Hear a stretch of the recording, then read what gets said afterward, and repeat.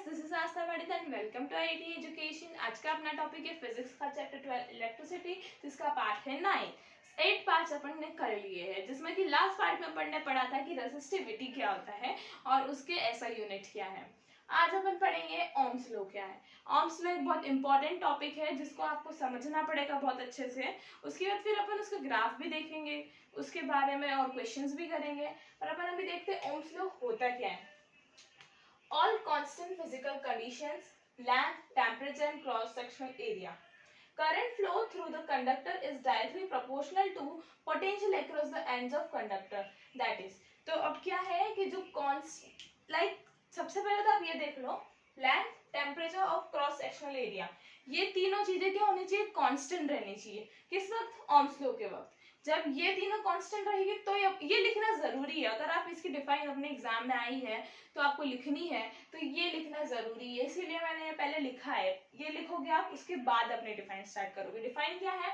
Current flow through the conductor. Conductor लिखना जरूरी है क्योंकि ये कंडक्टर में ही हो सकता है, इसलिए मैंने इसको अंडरलाइन भी करा है। तो कंडक्टर जो मतलब करंट फ्लो होता है किसके द्वारा? कंडक्टर के थ्रू। तो current flow through conductor is directly proportional. किसके प्रोपोर्शनल है वो? Directly proportional to potential across the end of conductor. जो अपना पोटेंशियल डिफरेंस होता है ना, तो वो एंड्स, जो दो एंड्स होते हैं उसके बीच में कब हमको डिफरेंस निकालना होता है, तो वही है potential across the ends of conductor.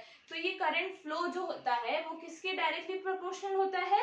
Potential difference के प्रोपोर्शनल होता है। तो अपना क्या हो गया कि जो करंट फ्लो हो रहा है कंडक्टर का, करंट फ्लो क्या हो रहा है? कंडक्टर का, वो डायरेक्टली प्रोपोर्शनल है potential across the ends of conductor. अब कैसे?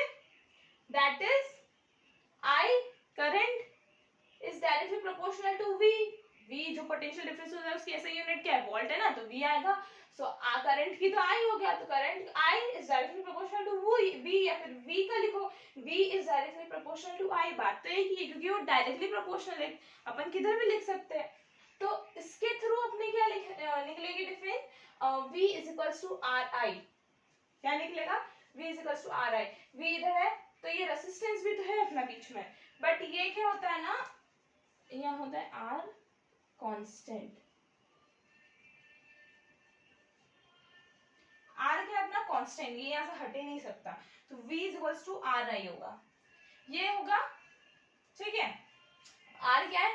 रेसिस्टेंस, v क्या है? पोटेंशियल डिफरेंस, और i क्या है? Current flow.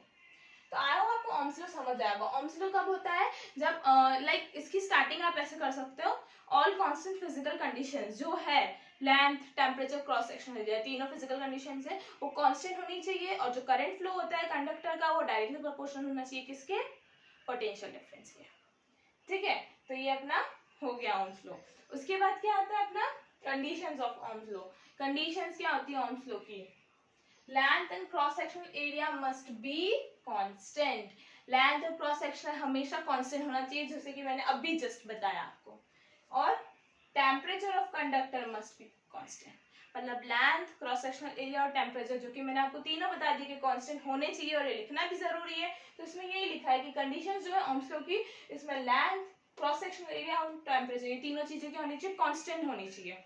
उसके बाद क्या आता है next? It is only valid for conductor, not for semiconductor. इसलिए मैंने यहाँ लिखा था कंडक्टर, और ये लिखना इसीलिए जरूरी है क्योंकि ये सिर्फ कंडक्टर के लिए वैलिड होता है, ना कि सेमीकंडक्टर के लिए। किसके लिए होता है? सिर्फ कंडक्टर के लिए वैलिड होता है। इसमें इसीलिए मैंने लिखा current flow through the conductor is directly proportional. अगर अपन यहाँ नहीं लिखेंगे तो क्या हो जाएगा? Current flow is directly proportional to potential difference. Conductor नहीं रहेगा तो फिर वैलिड कैसे रहेगा? अपन कुछ भी मान लेंगे, सेमीकंडक्टर भी मान सकते हैं ना अपन, तो इसलिए अपन को कंडक्टर लिखना जरूरी है। उसके बाद क्या आता है? अपना एक क्वेश्चन है, देखते हो। Current flow through the conductor of 100 ओम। जो करंट फ्लो हो रहा है ना वो कंडक्टर के थ्रू कितना हो रहा है? 100 ओम। ठीक है, और आई क्या है अपना? 10 एम्पियर। आई क्या है? मतलब करंट क्या अपना? 10 एम्पियर। तो कैलकुलेट क्या करना अपन को? Potential across the end of conductor. ये लगा ले, लगा ले, क्या लगा लेते ना, तो हो जाएगा, क्योंकि अपन को पोटेंशियल डिफरेंस फाइंड करना है, और ये जो करंट फ्लो होता है ये डायरेक्टली प्रोपोर्शनल होता है पोटेंशियल डिफरेंस के, इसलिए अपन ये लगा सकते हैं। तो V is equals to I R, यही पढ़ा अपन ने, V is equals to I R. R I लिखो या आर आई आर लिखो, बात एक ही है, मैं और भी करके लिख देती हूँ, V is to I R, बात एक ही है, कोई फर्क नहीं है। तो अपन ने लिख दिया V is to I R is equals to 10। अब अपना I क्या था यहाँ पे लिख रखा है मैंने 10 एम्पियर, तो 10 लिख दिया।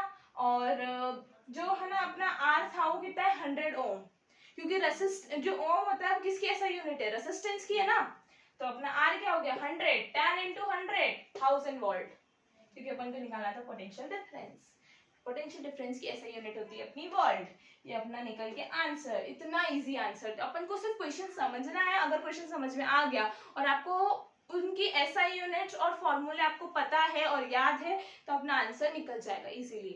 सो आज अपन इतना ही करेंगे, नेक्स्ट में अपन उसका ग्राफ देखेंगे और उसकी क्या प्रॉपर्टीज है वो देखेंगे। So I hope you like this video, please like share subscribe my channel, thank you.